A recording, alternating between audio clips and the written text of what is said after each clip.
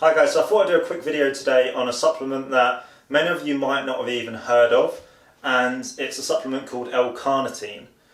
And it's one that might potentially have benefits towards improving your endurance and prolonging the time it takes in which it takes you to fatigue on the pitch, prolonging that time that you can sustain high intensity performance. Now, rather than literally just leaving it there and saying, take L-Carnitine and you'll be fine, I think it's always really beneficial to know exactly how, whether it's a nutrition strategy or a supplement or a training strategy, how it's actually working and how it is benefiting you. So, to give a really quick background and try and get through this as simply as possible, as I've said in previous videos, we can utilise different energy sources to fuel us during training or a match. They're going to be carbohydrates and fat predominantly.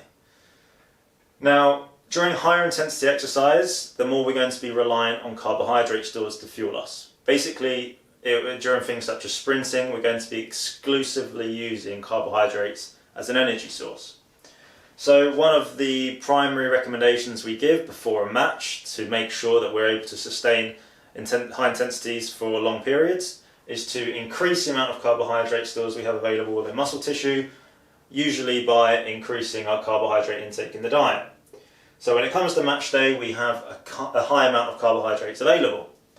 That's absolutely fine. We then enter a match and we obviously start doing some of these high intensity activities such as sprinting, jumping, changing direction, and we're going to gradually use these carbohydrate stores until the point that they become depleted, at which is the point that we're likely going to fatigue because we're going to be reliant on things such as fat to fuel us, which aren't very efficient at fueling high intensity activity.